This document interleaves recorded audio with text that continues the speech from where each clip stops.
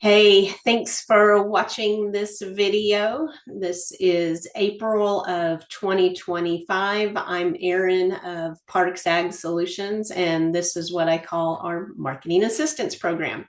This is where we do a deeper dive into an agriculture topic or marketing information, and that's kind of what today is about. The whole purpose is to educate and get us thinking about something that's maybe currently happening right now, which is what today's video is about. So the video is topic is grain marketing when it's too wet to plant. So I'm recording this towards the beginning of April, and we should already be planting anywhere from 10 to 15 days already, depending on if you're talking about corn or soybeans. And we're not. Because here we're located in southern Indiana, southern Illinois, northern Kentucky, western Kentucky has received in the last week crazy amounts of rain. And to say that everything is wet is an understatement. And in fact, we're dealing with quite a bit of flooding. So what do? So you can't plant. So what can you do to be moving your marketing plan forward? And I have 4 questions for you to think about during this time, since you cannot be in the planter, I'm sorry to say. So first off, are the changes that the weather have affected, is it just in your particular area or is it over a widespread area?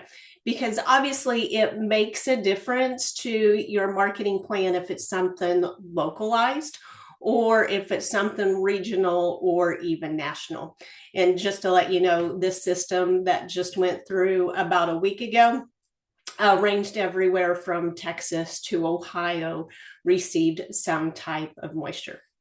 Second question you need to ask: is this excess of rain benefiting some areas where maybe they were dry before?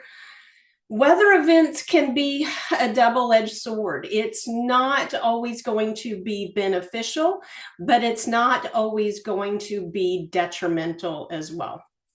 Great example is the system that just went through. Yes, we're experiencing flooding. Some places got over 12 inches of rain. That is way too much. But what we've seen in the drought monitor index is an improvement out of that system in the high plains, the South, and the upper Midwest with that same system. Question number 3. Is this weather going to change your planting intentions? Are you considering prevent plant? Are you thinking about switching some acres from corn to beans? And I know it's early. Like I said, it's in April, but if this trend continues, is that something you would consider? First off, you need to talk to your crop insurance agent about prevent plant payments. That's not the same for every farm.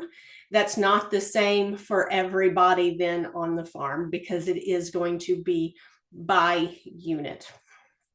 I'd say also to run soybean profitability or lack thereof.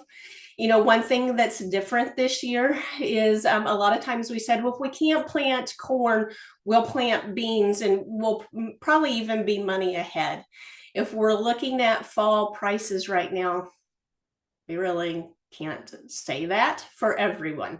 So make sure then before you just say, oh, I'm going to switch to soybeans and plant those instead, make sure you're running your profitability on those soybeans. And the fourth and final question: do you want to set prices and still have the upside open? So do you think this is something that could continue weather-wise that could help the corn price because the Midwest is going to stay wet for an extended period of time? If so, Something to consider is buying calls against a cash contract. So in other words, what some people call a minimum price contract. So you've sold the grain, you're going to buy a call in case the price continues to move up.